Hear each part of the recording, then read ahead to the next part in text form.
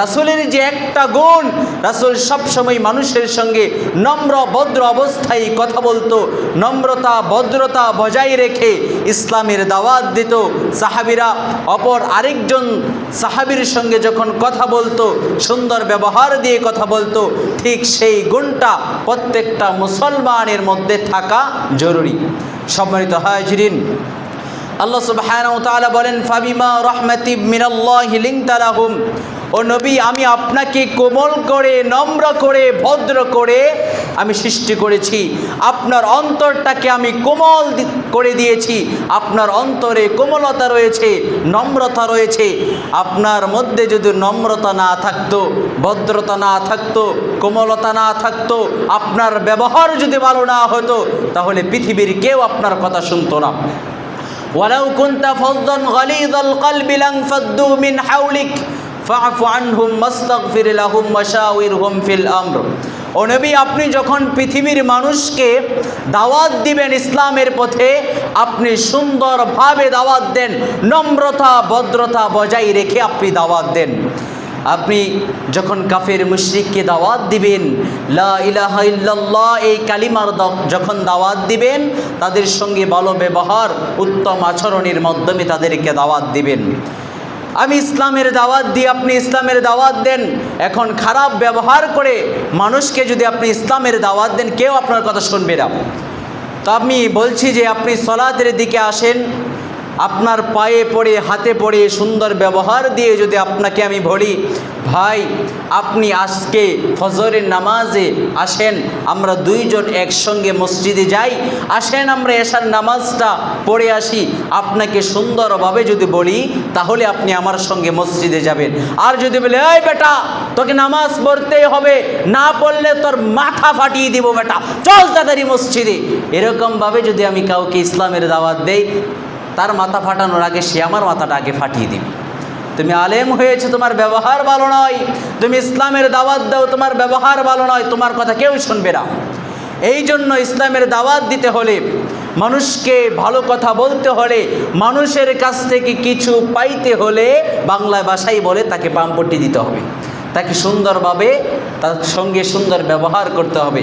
আপনি মানুষের কাছে কিছু পাবেন, তো তাকে আগে খাওয়াতে হবে, যে ভাই আসেন দুইজন, আপনার সঙ্গে যত দেখা হয়ে গেল, আসেন হোটেলের মধ্যে যাই, রেস্টুরেন্টে নিয়ে যাবেন, তাকে ভালো মন্দ খাওয়াবেন, তারপরে বলবেন ভাই আমার 5 লাখ টাকা দরকার, আপনি কি দিতে পারবেন? সে আর না করতে পারবে না। আর যদি আপনি গিয়ে বলেন, এই আমার 5 লাখ টাকা দরকার, তোর কাছে টাকা আছে, তুই আমার আজকের মধ্যে টাকা দিবি, নাইলে তোর খবর আছে, কখনো আপনাকে টাকা দিবে না, ওটা আপনার নামে কেস করবে।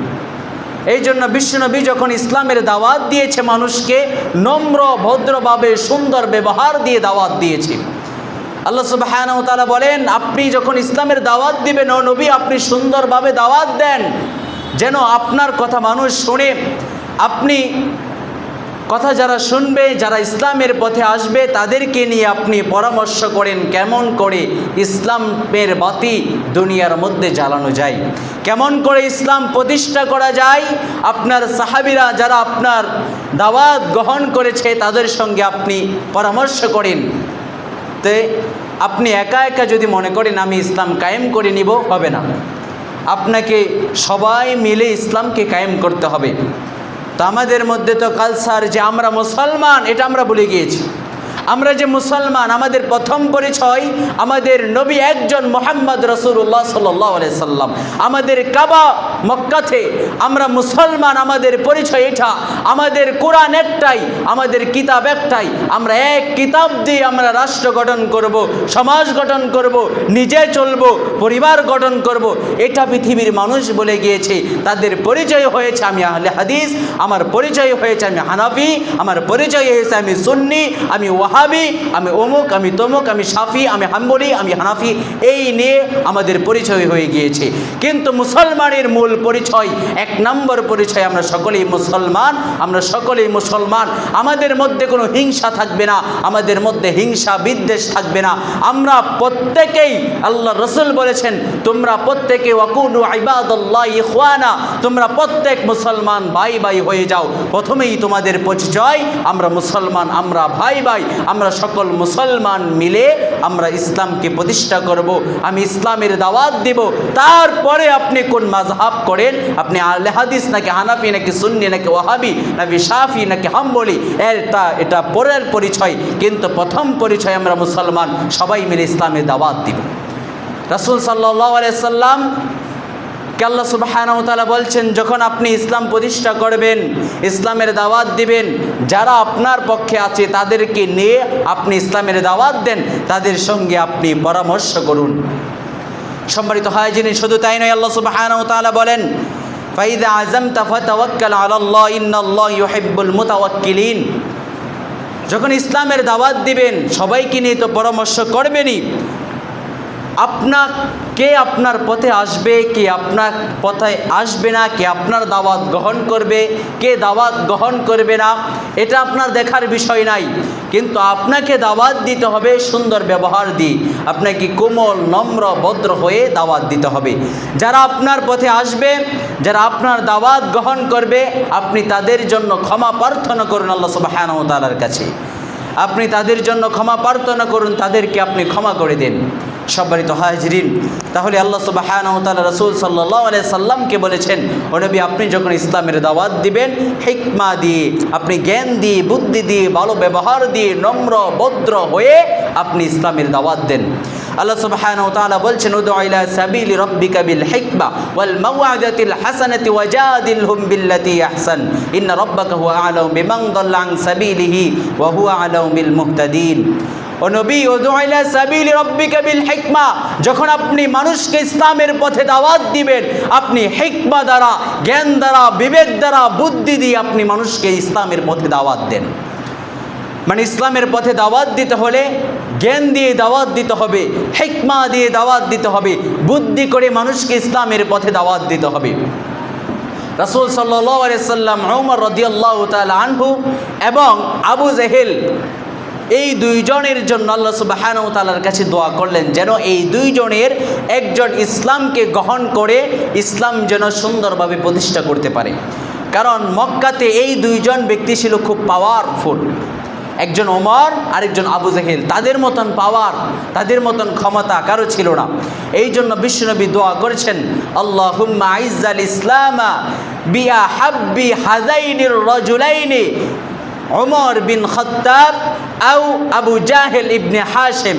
বিশ্বনবী দোয়া করেছেন, আল্লাহ, আপনি ওমর এবং আবু জেহেল এই দুইজন ব্যক্তি থেকে একজনকে আপনি ইসলামের জন্য কবুল করুন। তো ইসলাম কবুল করেছে ওমর। ওমর রাদিয়াল্লাহু তাআলা আনহুর ইসলাম গ্রহণের কেমন ঘটনা শুনেন। তো রাসূল সাল্লাল্লাহু আলাইহি সাল্লামকে আল্লাহ বলছে হিকমা দ্বারা ইসলামের পথে দাওয়াত দেওয়ার জন্য। এবার ওমর এবং আবু জেহেলকে যখন ইসলামের পথে দাওয়াত দিবেন, তাদেরকে ইসলামের পথে রাসূল সাল্লাল্লাহু আলাইহি সাল্লাম কেমন করে নিয়ে আসলো, এখানে হিকমা খাটাইছে দুয়ার মাধ্যমে। আল্লাহ সুবহানাহু ওয়া তাআলার কাছে দোয়া করেছে বিশ্বনবী যে, আল্লাহ, আল্লাহুম্মা আইজ্জাল ইসলামা বিআহাব্বি হাযাইনির রাজুলাইনি ওমর বিন খাত্তাব আবু জাহেল, এই দুইজনের একজন আপনি ইসলামের জন্য কবুল করেন। তো বিশ্বনবী যদি ওমরের কাছে গিয়ে বলতো, হে ওমর, তুমি পড়ো লা ইলাহা ইল্লাল্লাহ, ওমর বলতো, তরবারিটা নে মুহাম্মদের কাল্লা ফাটিয়ে দেই। যদি আবু জেহেলের কাছে যাইতো তাহলে বলতো, ওই মুহাম্মদ, তোমাকে তো আমি এমনিই দেখতে পারি না, ইসলামের দাওয়াত নিয়ে আসলা, থাপ্পড় মেরে দিত। এই জন্য তাদের কাছে সরাসরি যাই নাই, আল্লাহর কাছে বুদ্ধি করে দোয়া করেছে যে আমি যদি আল্লাহর কাছে দোয়া করি তাহলে একজন না একজন ইসলাম মেয়ের জন্য আল্লাহ সুবহানাহু ওয়া তাআলা কবুল করবে। তো ওমর রাদিয়াল্লাহু তাআলা আনহু ইসলামের জন্য তাকে কবুল করলো। তো ওমর রাদিয়াল্লাহু তাআলা আনহু তরবারি নিয়ে মুহাম্মদ রাসূলুল্লাহ সাল্লাল্লাহু আলাইহি সাল্লামকে মারার জন্য, তার শরীর থেকে তার কল্লাটা ফেলে দেওয়ার জন্য ওমর রাদিয়াল্লাহু তাআলা আনহু ছুটল। মদিনার সমস্ত জায়গায়, মক্কার সমস্ত জায়গায় খুঁজতেছে মুহাম্মদ কোথায় আছে, মুহাম্মাদের গর্দান আমি নামিয়ে দিব। তো এবার কিছু দূরে যাওয়ার পরে কিছু খোঁজাখুঁজি করার পরে একজন সাহাবীর সঙ্গে দেখা হলো। একজন বিদয়ীর সঙ্গে যখন দেখা হলো, তিনি বলছেন, হে ওমর, তুমি তরবারি হাতে নিয়ে কোথায় যাচ্ছ? ওমর বলে, আমি মুহাম্মদের কাল্লা ফালিয়ে দেওয়ার জন্য যাচ্ছি। নাউজুবিল্লাহ। তো এবার ওই ব্যক্তি বলতেছে, শোনো ওমর, তোমার বোন আর তোমার বগ্নি পুত্রী, তোমার বাগিনা, তারা তো ইসলাম গ্রহণ করেছে, তারা তো বিদয়ীন হয়ে গিয়েছে, তারা তো মুহাম্মদের কালিমা, মুহাম্মদের প্রভুকে রব হিসাবে মেনে নিয়েছে, তারা তো তোমার দিনকে, তোমার বাপদাদার দিনকে অস্বীকার করে মুহাম্মদের দিনকে গ্রহণ করেছে। এই কথা শোনার পরে ওমরের মেজাজ, ওমরের মাথা আরও বেশি গরম হয়ে গিয়েছে। হাই হাই, আমি যাচ্ছি মুহাম্মদকে মারার জন্য, আর মুহাম্মদের দিন আমার বোন আর আমার বাগ্নি, আমার বাগিনা তারা গ্রহণ করেছে। সঙ্গে সঙ্গে চলে গেল ওমর রাদিয়াল্লাহু তাআলা আনহু, তার বাড়িতে চলে গিয়েছে। তার বোনের বাড়িতে গিয়ে দেখে ওখানে খাব্বাব, একজন সাহাবী, তিনি তার ভাইকে, তার বোনকে এবং তার বাইগনাকে ইসলামের দাওয়াত দিচ্ছে, কোরআন তেলাওয়াত করা শিখাচ্ছে, সূরা তোহা পাঠ করতেছে। এটা শুনে ফেলেছে ওমর, বাড়ির বাহির থেকে শুনে ফেলেছে। যখন জিজ্ঞাসা করলো তার বাগিনাকে যে এখানে কি হচ্ছে, সে বলে, কিছুই হচ্ছে না, আমাদের মধ্যে কথা হচ্ছে। এই কথা শুনে ওমর তার বাগিনাকে ইচ্ছা মতন মেরেছে। মারার পরে তার বোনকেও মেরেছে, এমন জোরে থাপ্পড় মেরেছে, তার বোনের মুখ দিয়ে রক্ত বের হওয়া শুরু হয়েছে। এমন অবস্থায় ওমর রাদিয়াল্লাহু তাআলা আনহুর বাগিনা বলতেছে, শোনো ওমর, আমরা যে ইসলাম গ্রহণ করেছি এটা যদি সত্য হয়, তাহলে কি তুমি তোমার দিনকে পরিত্যাগ করবে না? তোমার বাপ দাদার ধর্ম কি তুমি ছেড়ে দিবে না? আমি যেটা গ্রহণ করেছি এটা সত্য, এটা যদি সত্য হয় তাহলে তুমি কি তোমার দিনকে ছেড়ে দিবে না? তখন ওমর রাদিয়াল্লাহু তাআলা আনহু বলতেছে, আচ্ছা তুমি কি পড়তেছিলা? কি খাব্বাব তোমাকে কি পড়াচ্ছিল? তোমাদের মধ্যে কি কথা হচ্ছিল? কি এমন কথা পড়তেছিলে? কি এমন বাক্য তোমরা পড়তেছিলে? আমাকে শোনাও। তো সূরাতুত তোহা পাঠ করে শোনালেন। সম্মানিত হাজিরিন, তো ওমর রাদিয়াল্লাহু তাআলা আনহু তার মনটা শীতল হয়ে গেল, ঠান্ডা হয়ে গেল। শুধু তাই নয়, ওমর রাদিয়াল্লাহু তাআলা আনহু যখন বিশ্বনবীকে মারতে যাবেন, বিশ্বনবীকে মারার জন্য গিয়েছে, যাওয়ার পরে দেখে মসজিদে হারামে বিশ্বনবী নামাজে দাঁড়িয়েছে। এবার জানালা দিয়ে বিশ্বনবীকে দেখতেছে আর চিন্তা করতেছে, কুরাইশ বংশের সবাই বলে যে এই মুহাম্মদ নাকি রাসূল, এটা নাকি নবী, তার উপরে নাকি কোরআন নাজিল হয়েছে, কিতাব নাজিল হয়েছে, এটা মনে মনে চিন্তা করতেছে। ইন দ্য মেন টাইম রাসূল সাল্লাল্লাহু আলাইহি সাল্লাম নামাজের মধ্যে তেলাওয়াত করতেছে, ইন্নাহু লাকাউলু রাসূলিন কারীম। বিশ্বনবী তেলাওয়াত করতেছে যে নিশ্চয়ই এই কোরআন জিব্রাইলের মাধ্যমে, এই সম্মানিত কোরআন আমি মুহাম্মদ সাল্লাল্লাহু আলাইহি সাল্লামের উপরে নাজিল হয়েছে। বলেন সুবহানাল্লাহ। তো উমর চিন্তা করতেছে যে কুরাইশ বংশের সবাই বলে সে নাকি নাবী, সে নাকি রাসূল, এটা চিন্তা করতেছে। নামাজ পড়তেছে রাসূল, আর ও দেখতেছে আর চিন্তা করতেছে। আর নামাজের মধ্যে রাসূল তেলাওয়াত করলেন, ইন্নাহু লাকাউলু রাসূলিন কারীম। এবার উমর চিন্তা করে, কিরে, এত সুন্দর কথা, এত সুন্দর বাক্য, এটা তো কবি, মুহাম্মদ নিশ্চয়ই কবি। তো এবার মুহাম্মদ রাসূলুল্লাহ সাল্লাল্লাহু আলাইহি সাল্লাম এর পরের আয়াতে তেলাওয়াত করতেছে, ওমা হুয়া বিকাউলি শাইর কলিলাম মা তুমিনুন। এটা কোনো কবির কথা নয়, কবির কথা তো তোমরা বিশ্বাস করো না। এবার উমর চিন্তা করে, কি ব্যাপার, আমি প্রথমে চিন্তা করলাম সে রাসূল, সে বলে দিল সে রাসূল, আবার আমি চিন্তা করলাম মনে হয় কবির কথাগুলো পড়তেছে, এত সুন্দর পড়া, এত সুন্দরভাবে তেলাওয়াত, এটা কবির কথা মনে হয়, এত সুন্দর সন্ধে সন্ধে তেলাওয়াত, এটা মনে হয় কবির কথা। সে বলতেছে ওমা হুয়া বিকাউলি শাইর, সে কবি নয়, আমি নাকি কবির কথা বিশ্বাস করি না, সে জানলো কেমন করে আমার মনের খবর? রাসূল এবার উমর চিন্তা করতেছে, তাহলে অবশ্যই মুহাম্মদ মনের খবর জানে, সে গণক।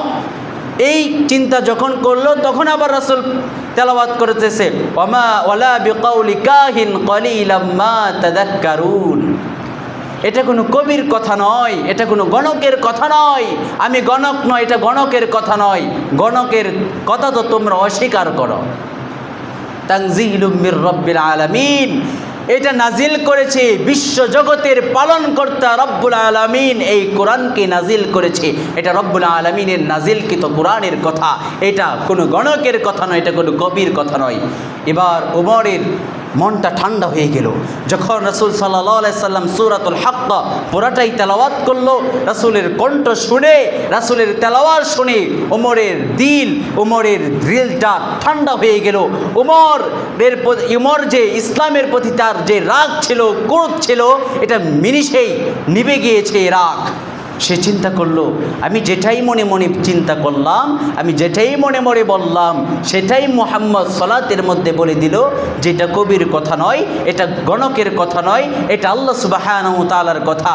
তাহলে মুহাম্মদের মধ্যে নিশ্চয়ই কিছু একটা আছে, ইসলাম ধর্মের মধ্যে নিশ্চয়ই কিছু একটা আছে। এমনভাবে রাসূল সাল্লাল্লাহু আলাইহি সাল্লামের কাছে তখন উমর পরবর্তী সময়ে এসে ইসলাম গ্রহণ করেছে। সম্মানিত হাজিরিন, তাহলে উমর রাদিয়াল্লাহু তাআলা আনহুর ইসলাম গ্রহণটা রাসূল এমনভাবে করিয়েছে যে হিকমাটা খাটিয়েছে দোয়ার হিকমতের মধ্যে দোয়া করে, আল্লাহ রাব্বুল আলামিনের কাছে দোয়া করে আবু জেহেল এবং উমর থেকে একজনকে ইসলামের জন্য আল্লাহ কবুল করুক, আর আল্লাহ সুবহানাহু ওয়া তাআলা উমরকে ইসলামের জন্য কবুল করেছে। কারণ উমর এমন একজন ব্যক্তি যার পাওয়ার ছিল, যার ক্ষমতা ছিল, যার রাগ ছিল, যার শক্তি ছিল। উমর ছিল বিদঈন, যারা ইসলামের বিরোধিতা করে তাদের জন্য একাই 100 উমর ছিল। একটা উমর যদি বাংলাদেশে থাকে তাহলে বাংলাদেশের পুরা ব্যবস্থাপনা পাল্টে যাবে, বাংলাদেশে ইসলাম কায়েম হবেই হবে। একজন উমরই যথেষ্ট। রাসূল সাল্লাল্লাহু আলাইহি সাল্লাম উমর ইসলাম গ্রহণের আগে দাওয়াত দিয়েছে ইসলামের গোপনে। উমর যখন ইসলাম গ্রহণ করেছে, যখন এসে রাসূলকে বলল, হে রাসূল, আপনি আমাকে পড়িয়ে দেন লা ইলাহা ইল্লাল্লাহ মুহাম্মাদুর রাসূলুল্লাহ, আপনি আমাকে পড়িয়ে দেন না আশহাদু আল্লা ইলাহা ইল্লাল্লাহ ওয়া আশহাদু আন্না মুহাম্মাদুর রাসূলুল্লাহ। এই বাক্য যখন ওমর পড়ল, ওমর যখন মুসলমান হলো, এবার রাসূলকে বলছে, এতদিন ইসলামের দাওয়াত দিয়েছেন গোপনে, এখন মদিনাতে মক্কাতে মিছিল হবে যে আমি উমর ইসলাম গ্রহণ করেছি। কেউ যদি তার ছেলেকে, তার মেয়েকে এতিম করতে চাও, তার স্ত্রীকে বিধবা করতে চাও, তাহলে আমার তরবারির নিচে আসো, আমি ইসলাম গ্রহণ করেছি। কে ইসলামের বিরোধিতা করবা, সে আমার কাছে আসো, আমার তরবারির নিচে আসো। তার ছেলে মেয়েকে, তার স্ত্রীর সন্তানকে আমি এতিম করে দিব, তার স্ত্রীকে আমি বিধবা করে দিব। ওমরের পাওয়ার ছিল, এত ক্ষমতা ছিল। আর এই জন্য আল্লাহ রাব্বুল আলামিন ওমর রাদিয়াল্লাহু তাআলা আনহুকে ইসলামের জন্য কবুল করেছেন। আল্লাহ সুবহানাহু ওয়া তাআলা এই জন্য রাসূলকে বললেন, উদউ ইলা সাবিলি রাব্বিকা বিল হিকমা ওয়াল মাউইযাতিল হাসানাতি ওয়াজাদিলহুম বিল্লাতী হিয়া আহসান। ও নবী, আপনি মানুষকে হিকমা দ্বারা আল্লাহর পথে ডাকেন, আপনি মানুষকে হিকমা দ্বারা আল্লাহর পথে ডাকেন। যারা আল্লাহর দ্বীনকে অস্বীকার করবে, যারা আল্লাহর দ্বীন থেকে সরে গিয়ে বিপদগ্রামী হবে, ওইটা আমি জানি। আবার যে আমার দ্বীনকে গ্রহণ করে সাকসেস হবে, সফলতা লাভ করতে পারবে, জান্নাতে হতে পারবে, সেই ব্যক্তিকেও আমি জানি। আর যে ইসলাম পরিত্যাগ করবে, ইসলাম মানবে না, তার কি হবে সেটাও আমি জানি। যে ইসলাম মানবে তার কি হবে সেটাও আমি জানি। ইসলাম না মেনে জাহান্নামী হবে সেই ব্যক্তিকে আমি চিনি, ইসলাম মেনে জান্নাতি হবে সেই ব্যক্তিকেও আমি চিনি। সম্মানিত হাজিরিন, এই জন্য ইসলামের পথে দাওয়াত দিতে হলে বুদ্ধি খাটাতে হবে, হিকমা দ্বারা দাওয়াত দিতে হবে। কাকে কেমন করে দাওয়াত দেওয়া যায়? মদখোরকে আপনি ইসলামের পথে দাওয়াত দিবেন, তার সাথে সে মদ খাবে, তার সাথে আপনাকে বসতে হবে। আপনি মদ খাবেন না, তার সাথে বসে তার সাথে কথা বলতে হবে। মদ খেয়ে মাথা পাগল হয়ে যাবে, নষ্ট হয়ে যাবে, আপনাকে থাপ্পড় মেরবে, আপনাকে থাপ্পড় খেতে হবে। গাঞ্জাখোরের কাছে যাবেন, গাঞ্জাখোর আবল তাবল বলবে, সেটা আপনাকে কিছুদিন শুনতে হবে। তারপরে একদিন দেখবেন আপনার কথা শুনতে শুনতে সেও গাঞ্জা মদ ছেড়ে দিয়ে ইসলাম গ্রহণ করেছে। এরকমভাবে ইসলামের দাওয়াত দিতে হবে। মায়ের খেতে হবে, খাইলে খাবো, ইসলামের দাওয়াত দিব। একজনকে আপনি দাওয়াত দিবেন, তাকে কিছু খাওয়াইলে ইসলামের পথে চলবে, তাকে সেটাই করতে হবে। আপনি ইসলামের দাওয়াত দিবেন, তার সাথে কিছুক্ষণ ভালোভাবে কথা বলতে হবে, তাহলে সে আপনার কথা মানবে, তাহলে তার সঙ্গে আপনাকে উত্তম আচরণই করতে হবে। সম্মানিত হাজির, এরকমভাবে হিকমা বুদ্ধি দিয়ে আপনাকে ইসলামের পথে দাওয়াত দিতে হবে, যেমনভাবে দাওয়াত দিয়েছেন বিশ্বনবী মুহাম্মদুর রাসূলুল্লাহ সাল্লাল্লাহু আলাইহি সাল্লাম। সম্মানিত হাজিরিন, তারপরে রাসূল সাল্লাল্লাহু আলাইহি সাল্লাম বলেন, যাদের ব্যবহারটা ভালো হবে, যাদের মধ্যে লজ্জাশীলতা আছে, তার মধ্যে কল্যাণ আছে। আল হায়াউ লা ইয়াতি ইল্লা বিখাইরিন ওয়া ফি রিওয়ায়াতি আল হায়াউ খাইরুন কুল্লুহু। রাসূল বলেন, লজ্জা কল্যাণ ছাড়া কোনো কিছুই নিয়ে আসে না। যার মধ্যে লজ্জা আছে, যার ব্যবহার ভালো, যে লজ্জা পায়, সে সব সময় কল্যাণ নিয়ে আসে। তার জন্য আল্লাহ সুবহানাহু ওয়া তাআলা সবসময় কল্যাণ পাঠাবে। আর যার লজ্জা নাই, হায়া নাই, বেশরম, তার জন্য কোনো কল্যাণ নেই। আর লজ্জাশীলতা অবলম্বন করাটা, ভালো ব্যবহার অবলম্বন করাটা, ভালো ব্যবহার করা, কোমল হওয়া, এটা প্রত্যেক মানুষের জন্য কল্যাণ। সম্মানিত হাজিরিন, যেই মেয়ের লজ্জা নাই, তাকে রাস্তাঘাটে কোনো খারাপ যুবক, যাদের চরিত্র খারাপ, এরকম কোলাঙ্গার যুবক যদি পাই, দর্শন করে ফেলবে। আর যেই মেয়েটার লজ্জা আছে, বোরকা পরে পর্দা হয়ে রাস্তায় বের হয়েছে, তাকে দেখলে সালাম দিবে। আর আপনি যদি পর্দা ছাড়া বের হন, তাহলে আপনাকে সালাম দেবে না। সম্মানিত হাজিরিন, এই জন্য লজ্জাশীলতা অবলম্বন করতে হবে। আল্লাহ সুবহানাহু ওয়া তাআলা বলছেন, ওয়ালা তাস্তাউল হাসানাতু ওয়ালা সাইয়্যা ইদফা বিল্লাতি হিয়া আহসান। ভালো আর মন্দ কখনো সমান নয়, ভালো আর মন্দ সমান নয়। একজন যুবক ভালো, আরেকটা যুবক খারাপ, এই দুই যুবকের মধ্যে অনেক পার্থক্য। একজন মানুষ সালাত আদায় করে, আরেকজন সালাত আদায় করে না, তাদের মধ্যে অনেক পার্থক্য। একজন সুদ ঘুষ হারাম খায়, আরেকজন হালাল খায়, এই দুইজনের মধ্যে খুব পার্থক্য। একজনের ব্যবহার ভালো আর আরেকজনের ব্যবহার খারাপ, এই দুইজনের মধ্যে খুব পার্থক্য। যার ব্যবহার খারাপ, সমাজে কেউ তাকে পছন্দ করে না। সবাই বলে এই খাচ্চর, এই খাচ্চরের ব্যবহার খারাপ। এটা কোনো মানুষই না, কুত্তার চাইতে খারাপ। মানুষ মানুষকে গালি দেয় যার ব্যবহার খারাপ। আর যার ব্যবহার ভালো, নম্র ভদ্র, মুরব্বীদের সঙ্গে ভালো আচরণ করে, পিতামাতার সঙ্গে ভালো আচরণ করে, ছোটদেরকে ভালোবাসে, সব সময় ভালো আচরণ করে মানুষের সঙ্গে, তাকে সবাই বলে এই ছেলেটা খুব ভালো, এই মানুষটা খুব ভালো, তার ব্যবহার ভালো। এই যে একটা দোয়া তার অন্তর থেকে আপনার জন্য এসেছে, এটাই তো আপনার জান্নাতের জন্য কারণ হয়ে যাবে। সম্মানিত হাজিরিন, এই জন্য আল্লাহ সুবহানাহু ওয়া তাআলা বলছেন, ওয়ালা তাস্তাউল হাসানাতু ওয়ালা সাইয়্যা। ভালো আর মন্দ কখনো খারাপ এক নয়। আপনার মধ্যে যদি খারাপ থাকে, ইদফা বিল্লাতি হিয়া আহসান, তাহলে ওই খারাপটাকে ভালো দিয়ে, উৎকৃষ্ট দিয়ে আপনি পরিত্যাগ করেন। আপনার মধ্যে খারাপ স্বভাব থাকলে ওই খারাপ স্বভাবটা আপনি ছেড়ে দিয়ে ভালোটা আপনি গ্রহণ করেন। ফাইদাল্লাযী বাইনাকা ওয়া বাইনাহু আদাওয়াতুন কান্নাহু ওয়ালিয়্যুন হামীম। এতে করে কি হবে? যদি আপনার ব্যবহার ভালো হয়, আপনি যদি কোমল হন, নম্র ভদ্র হন, তাহলে কি হবে? আপনার যে একটা শত্রু আছে, পৃথিবীতে সবারই শত্রু আছে, তো আপনার শত্রু আপনার বন্ধু হয়ে যাবে। এমন বন্ধু হবে যে অন্তরের বন্ধু হয়ে যাবে আপনার। আপনার তো ব্যবহার ভালো, আপনি তো কারো ক্ষতি করেন না, তো একজন আপনার শত্রু আছে, সে শুধু সবসময় আপনার ক্ষতি করে, আপনার পিছনে লেগে আছে। তো যখন আপনাকে একটা থাপ্পড় দিয়েছে, তখন আপনি যদি বলেন, ভাই তুমি যে আমাকে থাপ্পড় দিয়েছো, তোমার হাতে কি কষ্ট পেয়েছো? তুমি যে হাত দিয়ে আমাকে লাথি মেরেছো, তোমার পায়ে কি ব্যথা পেয়েছো? তুমি যে আমাকে ক্ষতি করেছো, তোমার ক্ষতি করতে গিয়ে কি কোনো সমস্যা হয়েছে? এই কথা যখন বলবেন, সে আর কোনো দিন আপনার ক্ষতি করবে না। হাই হাই, আমি তাকে ঘুষি মারলে, আমি তাকে ঘুষি মেরে নাক ফাটিয়ে দিলাম, তাই সে কত কষ্ট পেয়েছে, আর সে আমাকে বলতেছে আমি তাকে ঘুষি দিয়ে আমার হাতে ব্যথা পেয়েছি কিনা। তাহলে সে কত ভালো মানুষ। তারপরে আপনি যেখানেই বিপদে পড়বেন, আপনাকে সাহায্য করবে, আপনাকে ভালোবাসবে, আপনার সঙ্গে সবসময় ভালো আচরণ করবে। এই জন্য ভালো আচরণ যদি আপনি করেন, তাহলে আপনার যে শত্রু আছে, সে আপনার অন্তরের বন্ধু হয়ে যাবে। সম্মানিত হাজিরিন, আবার আল্লাহ সুবহানাহু ওয়া তাআলা বলেন, মুত্তাকীদের গুণ তিনটা। যারা মুত্তাকী, তাদের গুণ তিনটা। আল্লাযীনা ইউনফিকুনা ফিস সাররাই ওয়াদ দাররা। মুত্তাকীদের এক নাম্বার গুণ, সচ্ছল অসচ্ছল অবস্থায় মুত্তাকী দান করবে। ভালো থাকলেও দান করবে, খারাপ থাকলেও দান করবে, সুখে থাকলেও দান করবে, দুঃখে থাকলেও দান করবে। 1 লাখ টাকা পকেটে থাকলে দান করবে, 100 টাকা থাকলেও দান করবে, সকালে দান করবে, বিকালে দান করবে। মুত্তাকীদের এক নম্বর গুণ হলো আল্লাযীনা ইউনফিকুনা ফিস সাররাই ওয়াদ দাররা। মুত্তাকীরা সচ্ছল অসচ্ছল অবস্থায় আল্লাহর পথে দান করে। আর দান করার মধ্যে সবচাইতে উত্তম দান হলো, আল্লাহর কাছে গ্রহণযোগ্য দান হলো গোপনে দান করা। গোপন দান কেমন? রাতের 2টা বাজে আপনি রাস্তা দিয়ে যাচ্ছেন, হঠাৎ মসজিদ দেখতে পেলেন, মসজিদের দান বাক্সের মধ্যে লেখা আছে মুক্ত হস্তে দান করুন। তো আপনি মানিব্যাগ থেকে একদম সুন্দর একটা 10 টাকার নোট বের করে আপনি দান করে দিলেন। কিন্তু আরেক একজন ব্যক্তি ওয়াজের ময়দানে যখন বক্তা বলেছে কে দিবেন 1 লাখ, হে হাত তুলে বলে আমি দিব, আমার নাম আব্দুল জব্বার, নামটা লেখো, সবাইকে বলো।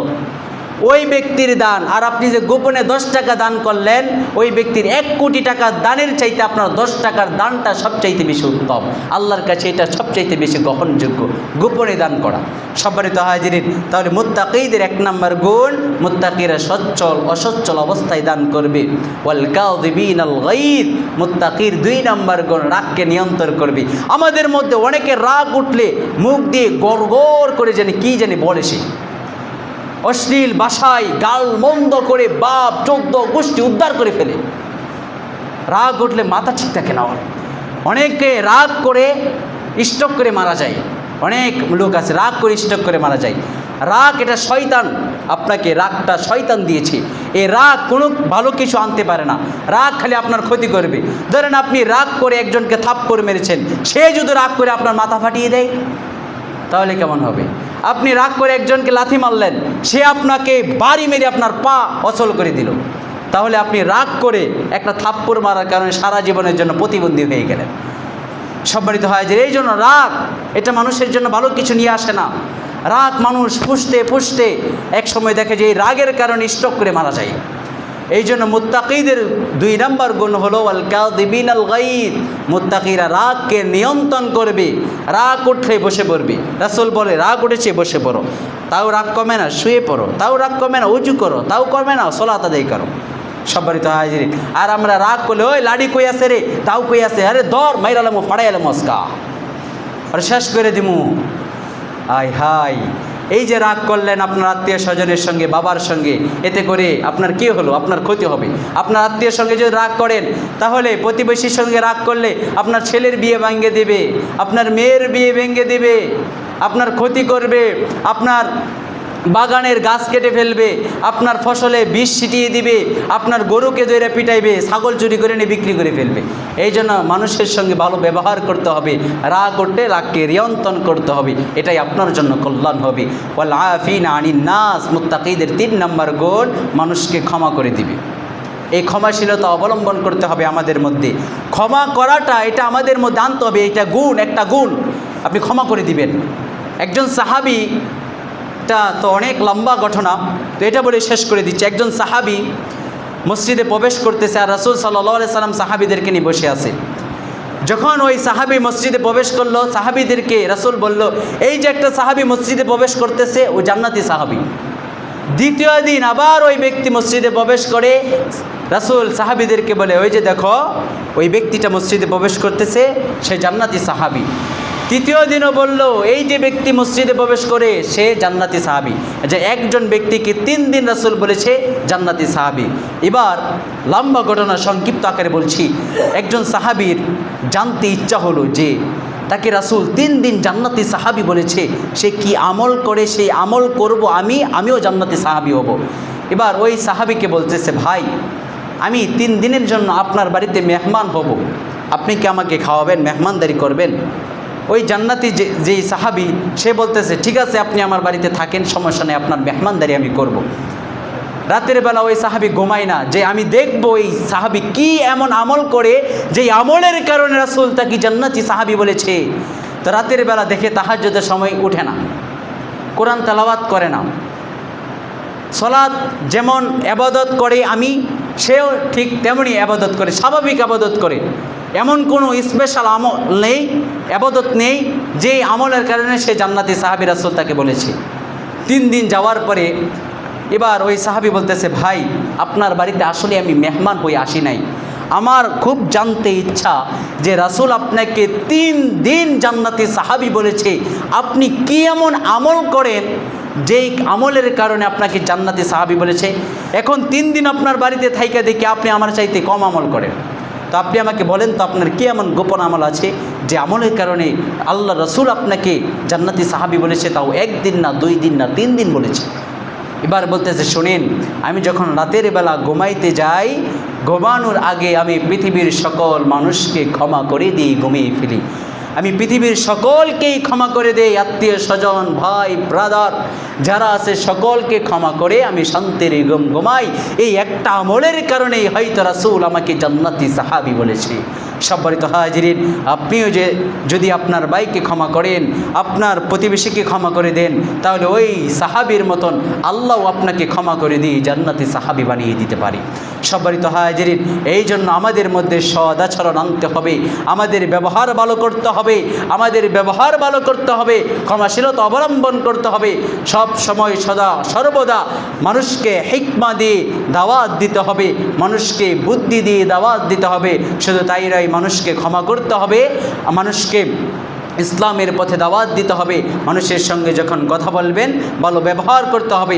আপনি যদি ভালো ব্যবহার করে পৃথিবী থেকে বিদায় নেন, তাহলে যেদিন আপনি মারা যাবেন পৃথিবীর মানুষ বলবে ভালো একজন মানুষ পৃথিবী থেকে চলে গেল, আল্লাহ তুমি তাকে জান্নাত দিও।